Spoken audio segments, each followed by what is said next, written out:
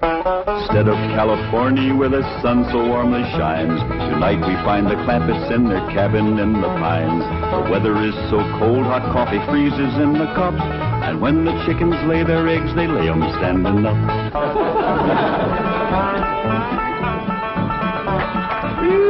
Doggy's gonna be a cold one tonight. Somebody better get ready to fry that sun up in the morning to get it started. Yeah, sure we'll be glad to get back to that nice warm mansion in Beverly Hills. It ain't no fun sleeping on this cold, hard floor. That's a fact. You think that's bad? You ought to try sharing a room with that wild daughter of yours. Well, leastways you got a bed. That ain't a bed. That's a nest, a roost, and a den and a hutch all in one. Is them animal friends of Ellie's still coming in at night, Granny? Everything that can get through the window. Why'd you shut the window? Because I can't sleep without fresh air. Especially with that third party in bed with us. What third party?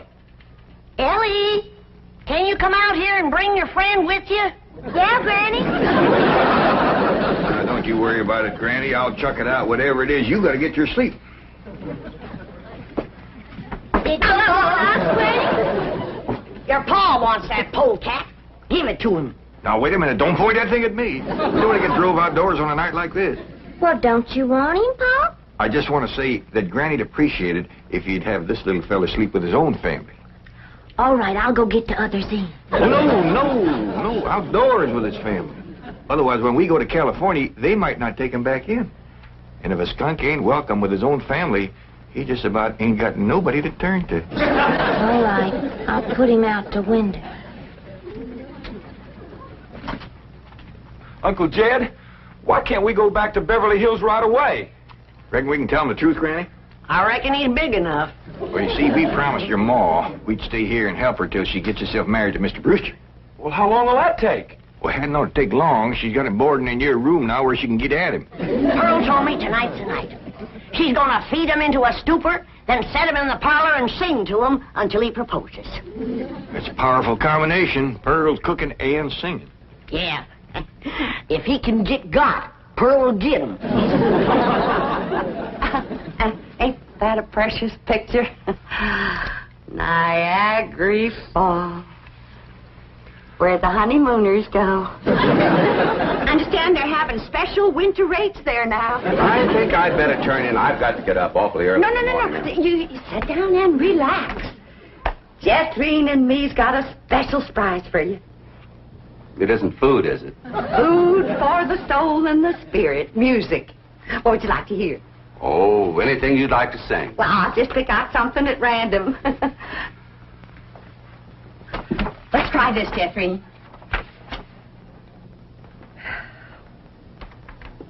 Oh, promise me that someday you and I will take our love together to some sky where we can be alone and faith renewed.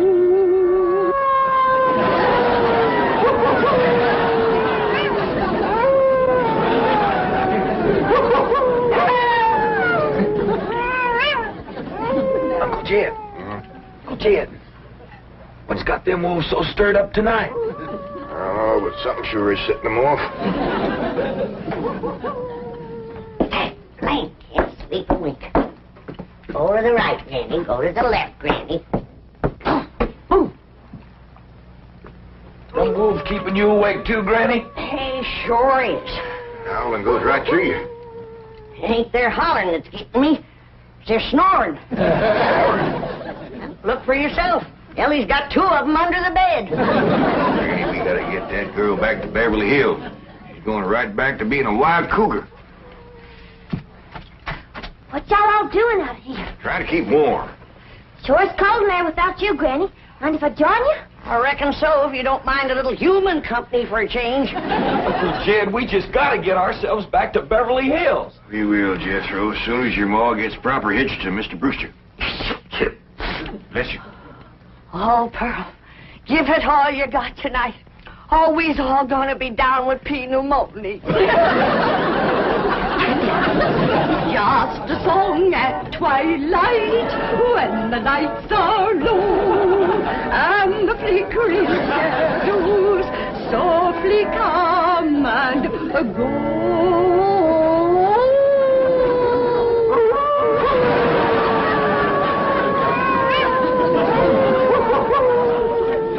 Home joys divine, home joys so pure, love ever faithful and love ever sure. That was a wonderful concert. You both are unusually talented. Thank you. Yes, indeed. That means a lot coming from you. Naturally, folks around here brag on us. In fact, they think we ought to go on a concert tour. Oh, really? Oh, yes. My neighbors is always after me to sing out of town. Well, I can understand that. Mr. Brewster, do you really like music and singing? Well, I used to. I mean, I used to sing a lot myself in college musicals, amateur theatricals. Was you on the stage, Mr. Brewster? Oh, yes. After college, I did quite a bit of little theater work, summer stock. Matter of fact, there was a time when I seriously considered the stage as my career.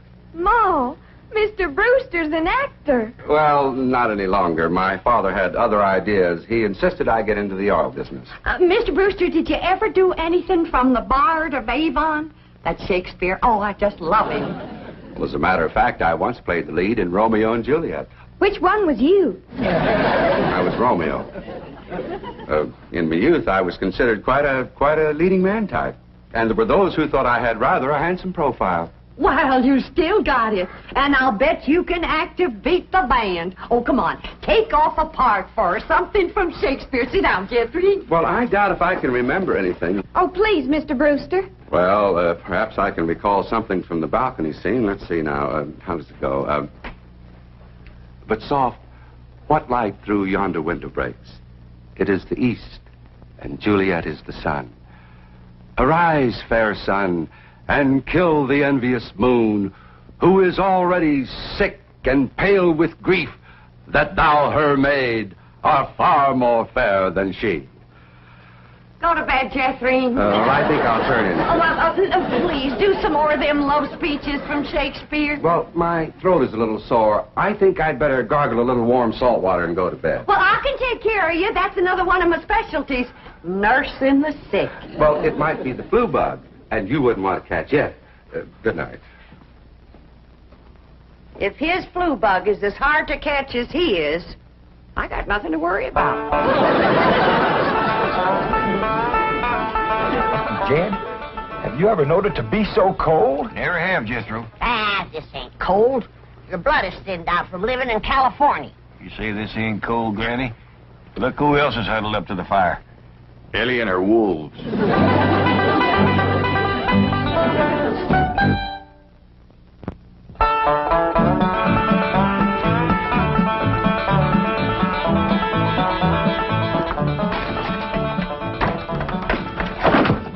Still cold this morning, Granny. Cold? You call this cold? Why, I remember a winter morning that was so cold that when I went to milk the cow, the milk froze before it hit the pail. I had to break it off in sticks. Yes, sir.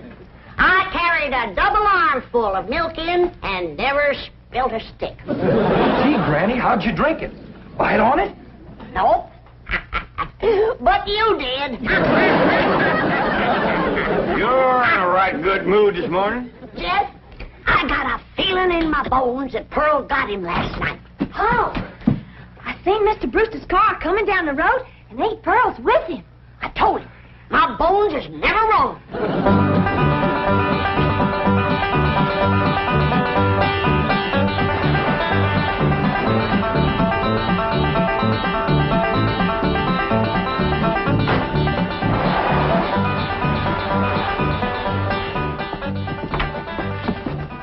When's the wedding, Pearl? I'll be married in church. Yeah, let's see your ring, Pearl. You want me to carry Mr. Brewster over the threshold for you, Ma? You don't look too happy. She don't sound too happy neither. Oh, all women folk cry when they're about to get married. I didn't get him. Oh. Did you try your best, Pearl? Oh, Granny, I throwed the book at him. Cooking, sewing, singing. I even nursed him through the flu. Got him well in 5 minutes. But he didn't propose. Jed, you go out there and do your duty to your female cousin. Ask that city fella what he'd rather get, married or buried. Now, Granny, I don't hold with getting folks married unless it's willing.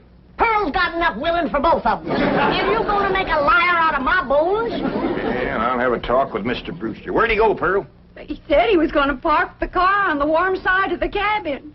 But he must have run off.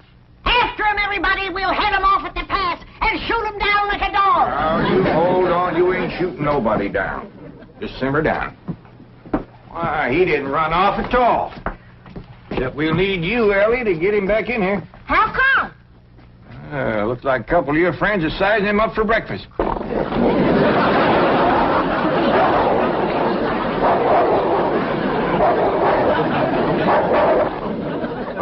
in all sincerity, Mr. Crampett, your cousin Pearl is a very remarkable woman. It's just that, well, I don't want to get married. Oh, I understand that, Mr. Brewster, and I thank you for speaking the truth like a man, but my cousin Pearl has got herself a problem. Oh, what's that? Well, ain't no secrets in the hills, and everybody's dog knows that you've been boarding with her over at her place, and they all know she's had her cap set for you. And, oh, I ain't blaming you, Mr. Brewster. Jed? Did he say yes? Can we come out now? Not yet a while, Granny. Well, if you're too chicken to shoot him, Ellie's got her wolves standing by. Mr. Brewster, in order to save my cousin Pearl from shame, I'm going to ask you to do me a big favor. Anything I can do. I want you to propose to her in front of somebody. But, And let her turn you down, of course. oh, I see. Of course, yes, that'll save face. Pearl will know that she's supposed to turn me down. Oh, sure, we'll have an understanding with Pearl. Now, the one I think you ought to propose in front of is Elverna Bradshaw. You know, Mr. Clampett, this idea of yours is quite inspired. Oh, it's just a notion. You see, Elverna is the biggest gossip in the hills. No, really, it's brilliant. It combines drama, pathos, suspense. It has a happy ending. Great third-act curtain. It's real theater. Of course, you'll have to be convincing, so Elverna will... Convincing? Why, I'll give a performance that the people of these hills will remember as long as they live. Well, just so that... When Pearl Bodine turns down my impassioned proposal of marriage, there won't be a dry eye in the house. Elverna, don't cry easy. Oh, well, now, surely you're not going to waste this dramatic scene before just one person. Well, I reckon Elverna's daughter... I've got it. I've got it at the movie house where Pearl plays the piano. You want to propose there? Well, it's perfect. Everybody in town will see it. I want to kind of shame you to be turned down in front of all them people? Well, it's just a performance. I've learned one thing in the theater. An actor always gives a better performance in front of a full house. Well, doggies, that sure is nice, sir. You? It's my pleasure, Mr. Clampett. Mrs. Bodine, Granny, come on in. Come on in, everybody. How about it, everybody? I reckon we'd better let Mr. Brewster tell you what's going to happen. Oh. Well, tonight, at the movie house, Mrs. Bodine, while the whole town looks on, I'm going to ask you to marry me.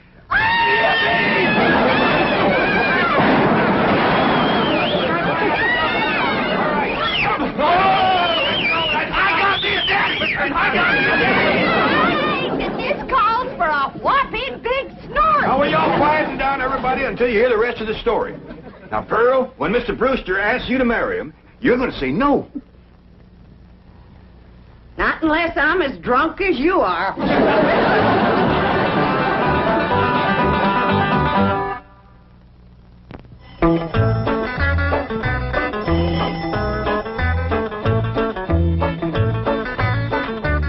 Howdy, Pearl. Evening, Pearl. Evening, Granny. Jethro and I want to head down to the theater to get a fire going in the stove. Where's Jethro, Aunt Pearl? Why, she's in her room getting dressed. Go on in and see her. Granny, what happened to your mink coat? This is it. tonight's kind of special, so I'm wearing the pretty side out. You sure got your pretty side out tonight, Pearl? Oh, I tell you, Jed, I'm as nervous as if I was going to get a real honest-to-goodness proposal. And it would be real if your cousin Jed would do his duty and hold a shotgun on that fella, Brewster. Now, ladies, let's settle for what we got. This way, Pearl can come to California without nobody saying she left town in disgrace. Good evening. Good evening. Ain't you dressed up? That boiled shirt makes your face look kind of dark. Well, as a matter of fact, I'm wearing a little theatrical makeup. Mrs. Bodine, how would you like some pancake on your face? How'd you like some sweet potato pie on yours? Fetch me some hot possum grease, Pearl, and I'll fling it on her. Now, ladies, you misunderstood me. Pancake is a type of makeup we use in the theater. An actor, like myself, would feel positively undressed without it. I thought you was oil man. Well, that's my business. But at heart, I shall always be an actor. Say now, speaking of acting, you two got it figured out what you want to say? Oh, yeah, we rehearsed 12 times. Mr. Brewster will be sitting on the front row. And when the picture's over, he'll jump up and he's... Excuse me. I've been thinking about that. I believe it would be more effective if I made an entrance. Entrance? Yes, I'll come down the aisle. Oh, all right. And then Mr. Brewster's going to say, Mrs. Bodine, don't go to California with your cousin Jed. Stay here and be my wife. I've been thinking about that, too. After a big entrance down the aisle, that's going to seem like a pretty flat opening speech. Well, you just say what you want to say. All I got to say is, no, I won't marry you. If that's Homer Winch, I'm going to hit him right in the head.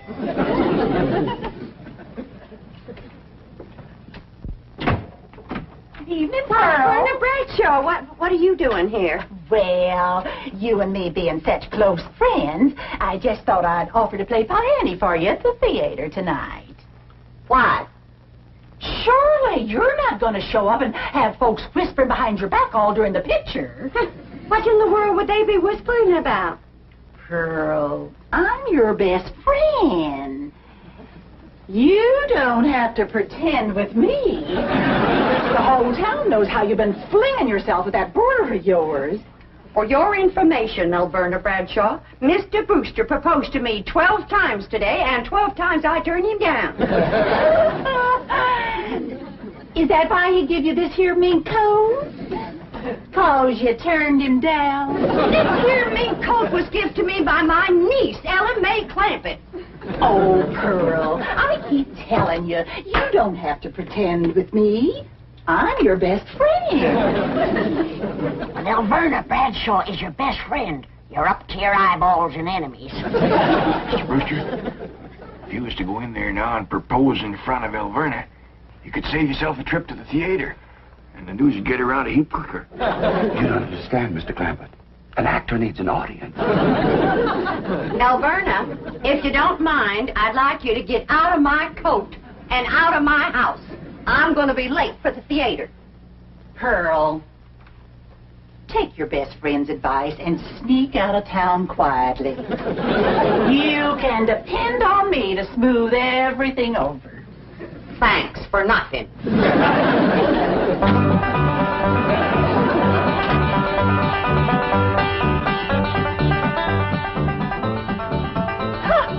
Farewell performance is right. I reckon she'll sneak out of town in a hurry if she ain't already snuck. Mind you, Pearl's my best friend, and I ain't one to talk, but...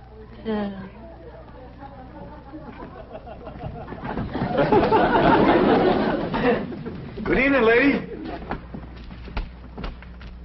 You too, Alverna. I noticed Mr. Brewster wasn't with her. Oh, and did you see that mink coat? Well, I wouldn't trade this little band of gold and a home-loving husband for a dozen mink coats. Would I, Luke? Luke? Luke Bradshaw! That you sneak, he got away again.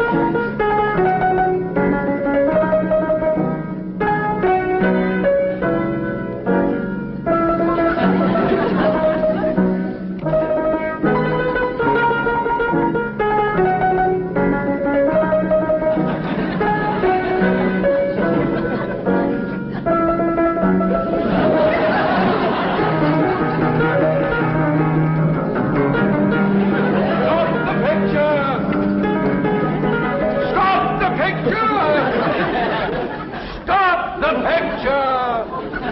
All right, Charlie. Mrs. Bodine, I just saw that poster out front. Farewell performance. Does that mean you are leaving? Oh, yes, Mr. Brewster. I'm going to California with my cousin Jed and his family. Oh, no, please.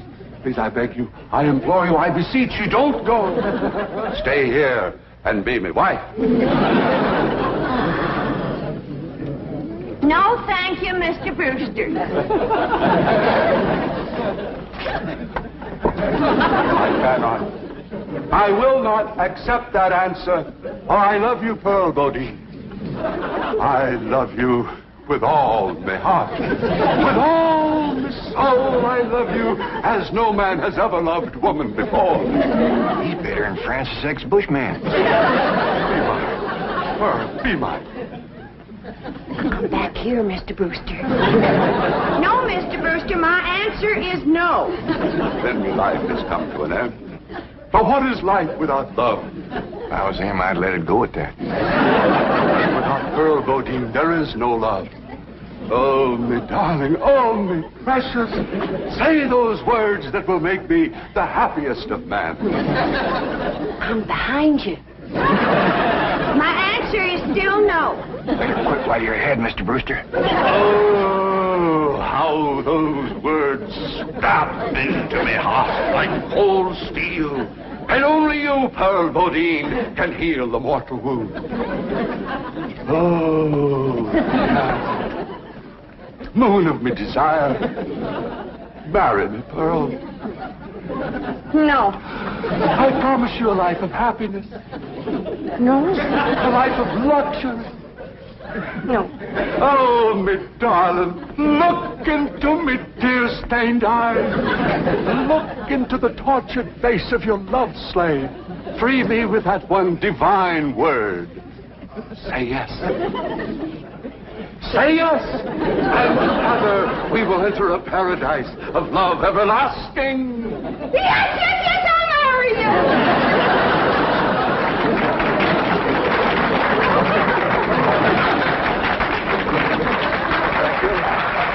Thank you very much. Did you say yes? Yes. I haven't said yes. I was ready myself.